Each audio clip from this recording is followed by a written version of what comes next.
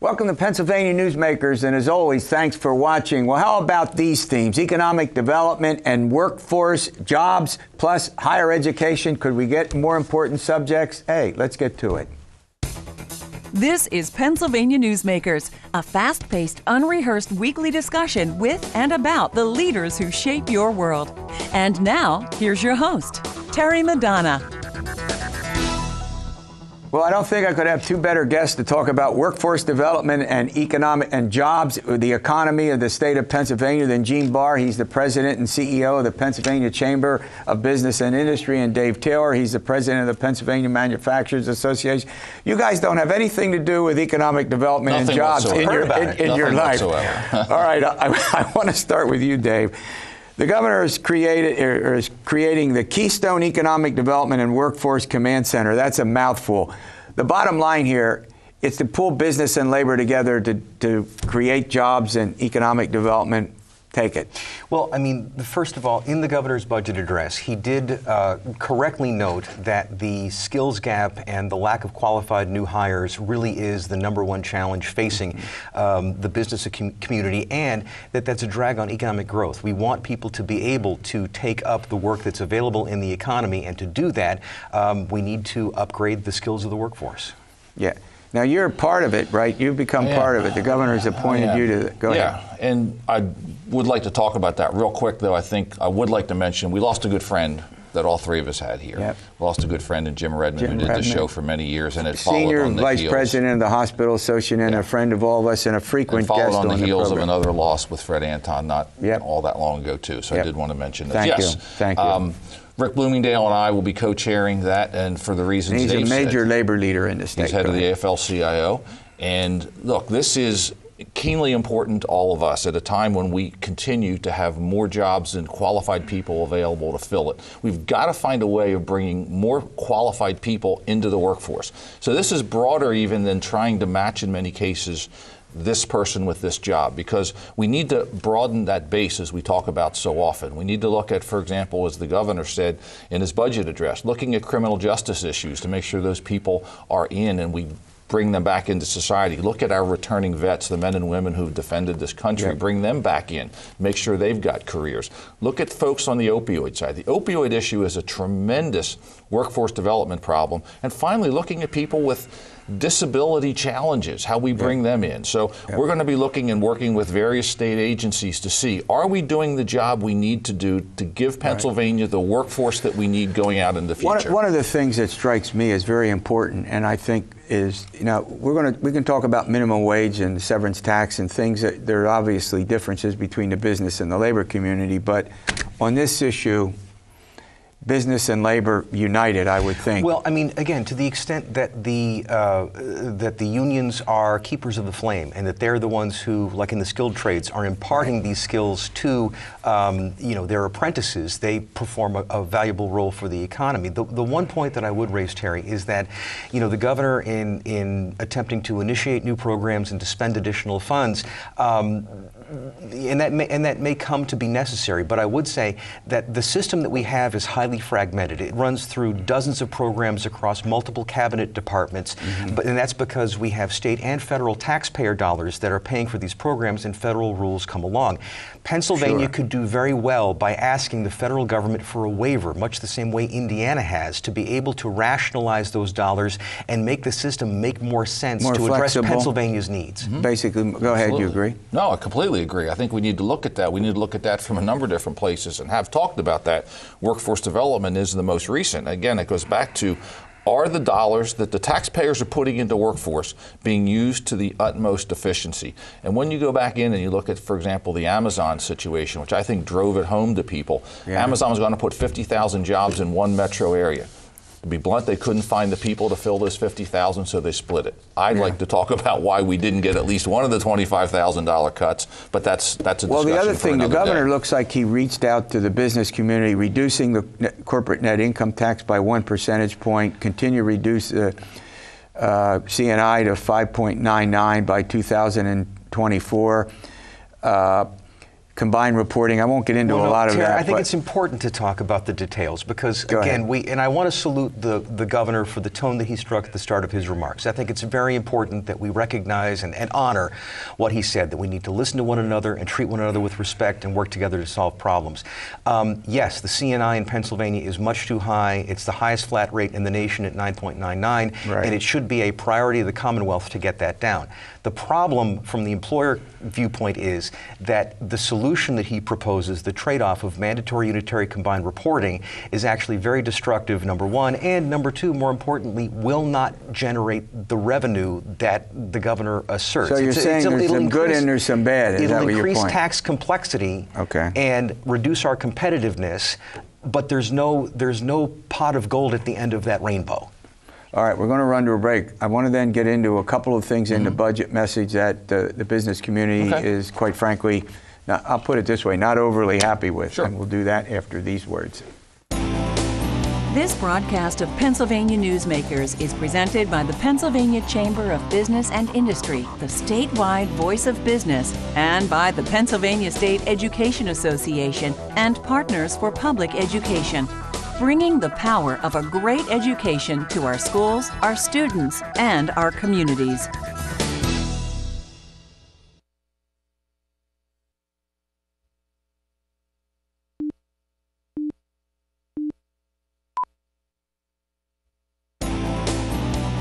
This broadcast of Pennsylvania Newsmakers is brought to you by the Pennsylvania Highway Information Association, the go-to source to learn about transportation projects and issues.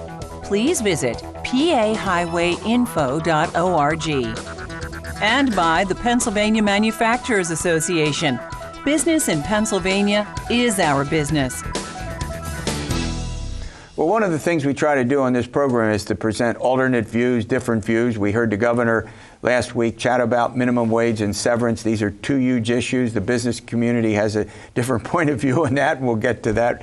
In fact, how about doing it right now with Gene Barr? Minimum wage, the governor says $12 an hour this summer. Then he wants to go to $15 by 2025. They argue all the states around us have a higher minimum wage. What say you? Look, I love people to make as much money as they possibly can. If we could just waving and saying, hey, let's make it here and raise it to this, just really doesn't do it and has adverse impacts. Reality is we need to look at who's getting that. The overwhelming majority are young people. 90% have no kids. Figuring out who we want to target the real assistance to, which is why things like earned income tax credits work so much better, because most of the minimum wage jobs are in small businesses. The average small business owner makes between $50,000 and $55,000 a year. So you're really going after small businesses in order to give this raise. We know from experience that it costs jobs. It prohibits people many times from getting that first rung on the ladder to climb themselves into the workforce to acquire skills. We know from the Congressional Budget Office study that predicted at $10.10 an hour, we'd have anywhere between 500,000 and 1 million jobs. And Pennsylvania's Independent Fiscal Office came up with Jobs lost. Came up with similar numbers for Pennsylvania at $10.10 an hour. At 15, we know it would be worse. Now, I wanted to ask you that because if there's a compromise in the making, and some of the states around us have minimum wage in the $10 area.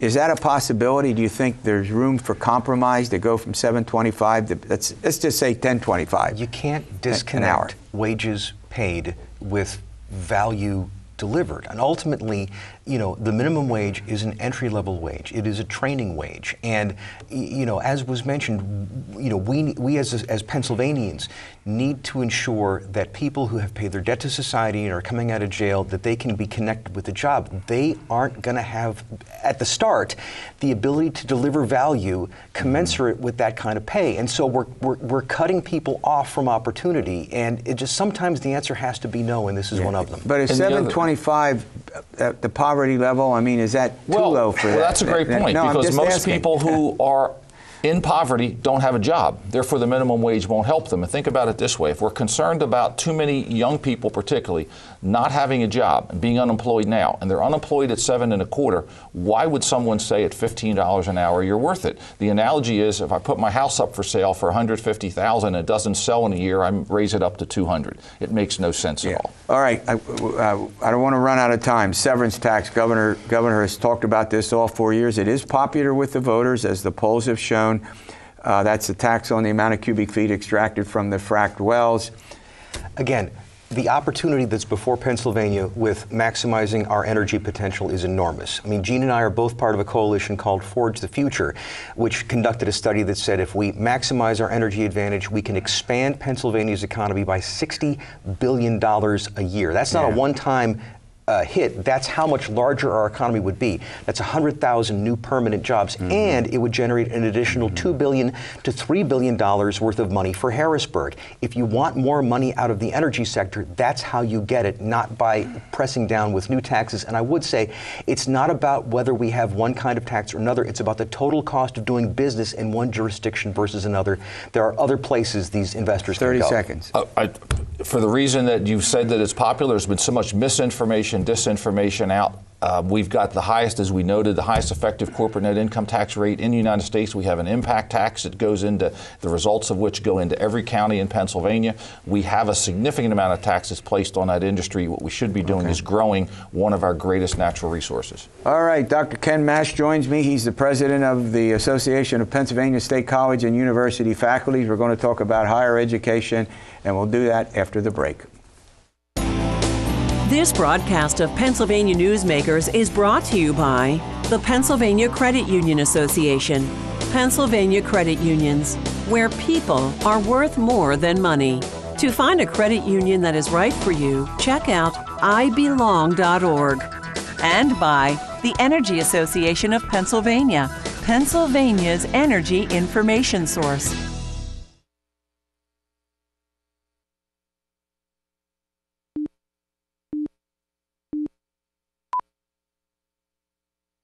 This broadcast of Pennsylvania Newsmakers is brought to you by the Association of Pennsylvania State College and University Faculties, representing the faculty and coaches who are devoted to providing quality public higher education for Pennsylvania's college students. Welcome back to the program. Well, joining me is a professor at East Stroudsburg University, but he's now the president of APSCUF, representing the university faculty. You know, I want to get into higher education and the budget, but I got to ask you this question. We got 14 state universities scattered across the state, many of them in rural and small towns. They are the economic heart of regions. So regardless of when we talk about the budgets in the future, and they're the big employer. Take it from there about the economic and the importance. I know it's something that you've talked about before. Right. Well, you know, studies that have been done have shown that the universities give back to the economy, you know, sort of 11 to 1, $11 for every dollar that's invested in one of our universities. They are in rural areas, largely, in Republican districts, largely, and there is, you know, a need in those places in California, PA, Clarion, PA, there in Mansfield, Pennsylvania. There's a need there to educate the students who are there, and to get those universities involved in economic development, since that's a theme today.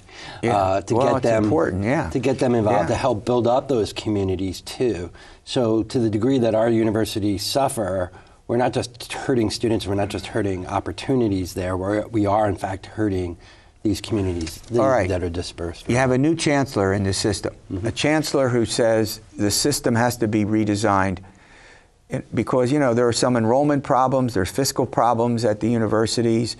Take it. What's the redesign that you think will work? Okay, so I want to say about his approach to this redesign, I think is something that's very different from what we've heard in the past. So there's been a lot of pressure, these studies that have come out that have really kind of been on the attack against our universities, and even, you know, pushing to close them down or to merge them. I think Chancellor Greenstein, he's really suggested that what we need to do, instead of talking about closing things down and merging universities necessarily, is to look for those ways that we could both save money by sharing resources, but also expand opportunities for students by sharing these resources. So when you cast it in terms of expanding opportunity, then we're not talking about hurting the students who are there, future students. Sure. We're looking at ways that we can do things more efficiently. And in doing so, and he's made a very clear argument that, there's been concerns about the system, that the system needs to be responsive to those concerns in the legislature. And I think part of the hope is by being responsive to those concerns in real terms, that when we go back and say, look, we need a greater allocation, we need to make sure we're keeping costs down for students, that they are responsive. Well, there's another aspect of this, and that is, well, pretty soon there's going to be a huge demand for teachers again. These 80 million millennials are going to start having kids, and so the number of young people in the state is going to go up. That means educational opportunities. That's point number one. Point number two, and I think this is important as well, is you take Slippery Rock University, you know it well. I mean, they've diversified their curriculum and gotten into some areas where more technical and vocational. I'm not saying that you should give up the liberal arts, but as an aspect of higher ed, particularly for the state universities, is that something that might be in the future? Oh, it absolutely is, and I would question the notion that that was not the case before. Right. In other words, we've always at our universities have had this mix of liberal arts and preparing people in the liberal arts, along with many professional programs. So the fact that some universities are looking at what are the needs now and expanding some programs, I think is actually consistent with what's been happening along the way. It's not new, you're just phasing into a new area, right? Yes, and as the chancellor again, and I applaud him for saying so, on an interview recently, he said one of the benefits of our universities is you've got this great mix of getting that liberal arts background along with the opportunity to be engaged in professional programs, so that you are well prepared, not just for your first job, but for your career. Yeah, that's a great point. The flexibility that exists to go from one job to another in this society is important. All right, we're going to run to a break. When we come back, what else? Let's talk about money. Money, later. This broadcast of Pennsylvania Newsmakers is brought to you by the Pennsylvania Medical Society. Inspired physicians committed to the good health of Pennsylvanians and the advancement of the practice of medicine. And by the Pennsylvania Healthcare Association, the future of long-term care.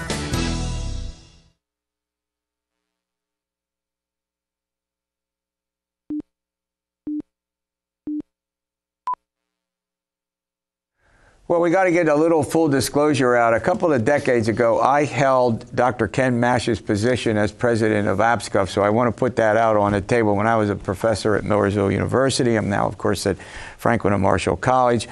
We miss you. Yeah, what's that? We miss you. Yeah, I know. All right, so let's talk about, there's a program called Pennsylvania Promise. Why should anyone out there, why should our viewers care about this? Well, I mean, this is, an idea that really began with us, with APSCUF, because we are concerned about our students. We're concerned that students of lesser means, as there's been less allocation, the tuition costs have gone up, housing costs have gone up, that you just can't afford to attend our university. So this is a program, and there's actually a bill that's been introduced in both the House and the Senate. Senator Hughes has introduced it in the Hughes Senate. From Philadelphia. Right, Chairman Roebuck in the House, and Jordan Harris in the House. They introduced this bill, and what it would do is give to families that make less than $110,000, it would cover costs for them for tuition. And room and board? Well, not room and board, but tuition and fees. And fees are expensive. At our universities, it would totally cover community colleges as well. For students who are going to one of the state-related universities, they would essentially get the same amount. State-related, Pitt, Penn State, Temple, and Lincoln University. So, I mean, this is not an attempt. I personally don't believe that we should be in a competition within higher ed.